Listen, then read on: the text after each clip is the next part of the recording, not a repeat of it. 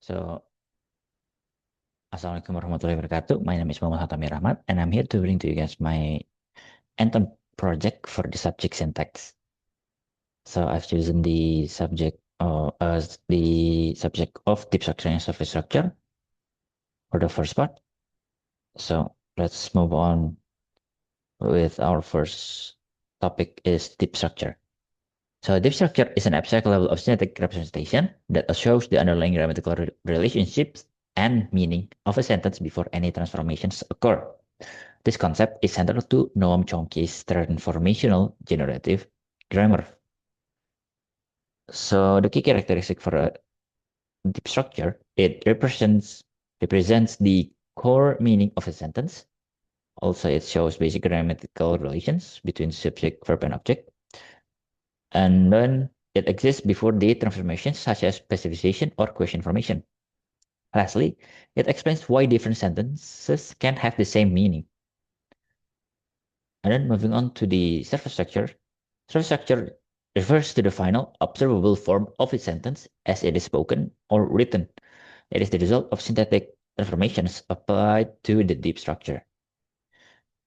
So the definition for surface structure, it shows that the actual word order of the actual word order of a sentence and then the grammatical form used in communication. Also, it is how a sentence appears after syntactic transformation. The key characteristic of surface structure, firstly, it is concrete and observable, and then it represents spoken or written language, and then it may vary while maintaining the same meaning, and then lastly, derived from deep structure through transformation.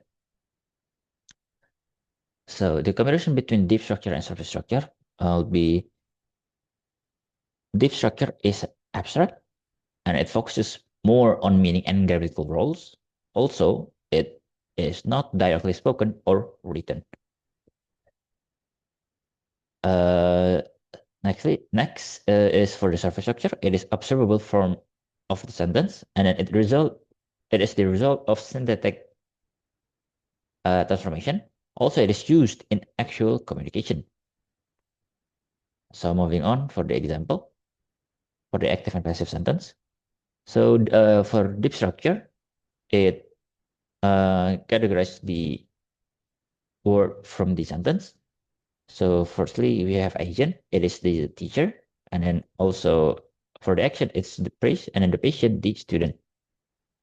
So when we move on to the surface structure, we will use the deep structure sentence that the deep structure we have before, and we make it as an actual sentence. For example, the first one, the teacher praised the student. Also, the second example is the student was praised by the teacher.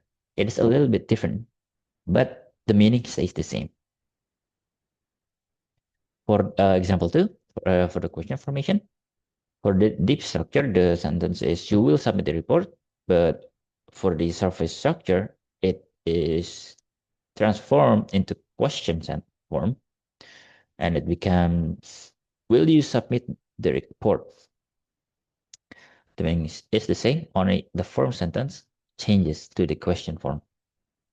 Okay, so next is for negation. So the deep structure or the core structure for it is she likes coffee.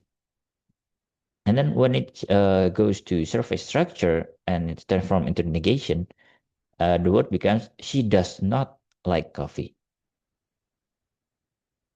As it is said, deep structure identifies the core proposition, which is she likes coffee, before negation is applied.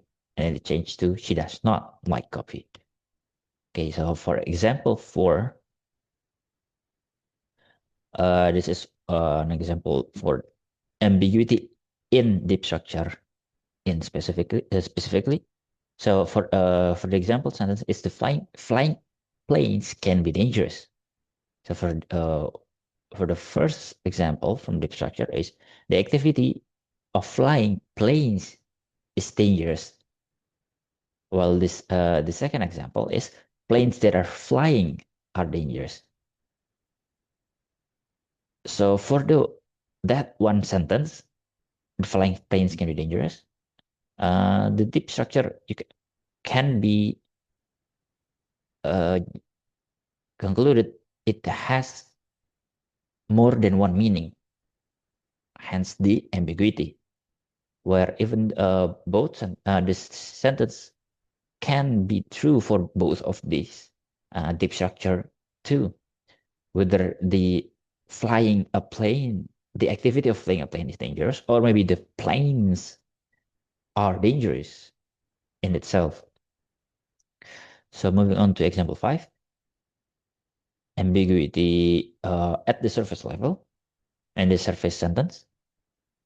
As the surface structure, so for the sentence is I saw the man with a telescope, with a telescope. So for the surface interpretation, you can interpret that the person used a telescope to see the man, or the man they saw had a telescope. So it's one surface structure, but it is multiple interpretation. So why is the structure important? It explains meaning beyond word order. Also, it helps analyze syntactic ambiguity and shows the relationship between syntax and semantics.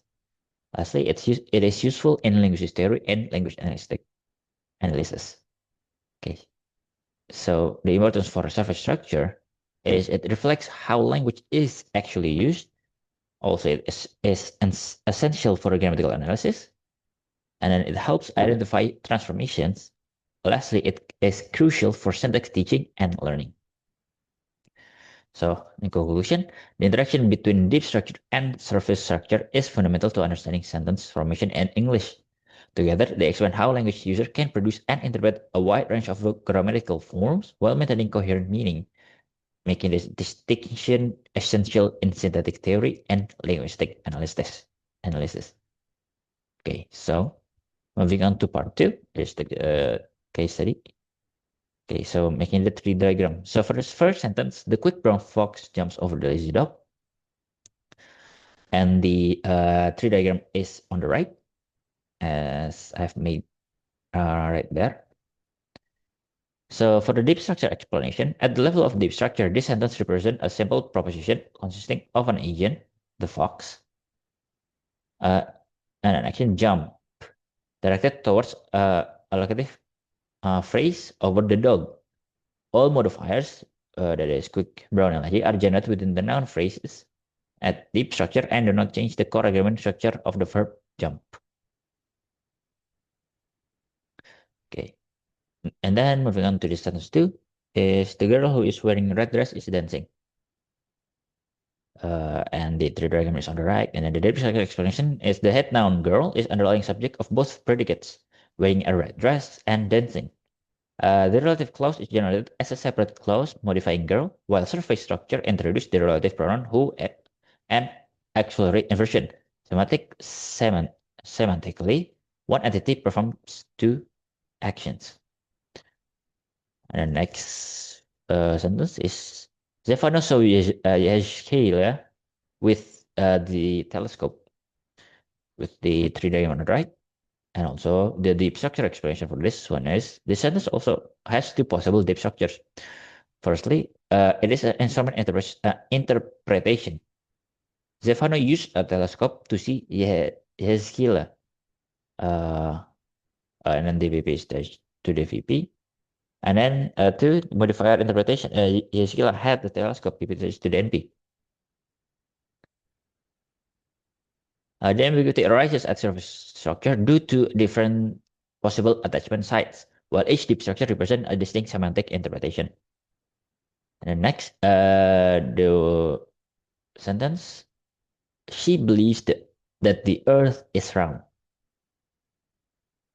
The diagram is on the right, and then the deep structure expression for this is the verb believe selects a proportional complement. The embedded clause, the earth is round, is an argument of the verb rather than an adjunct. The complementizer that is inserted in the surface structure to mark clause embedding.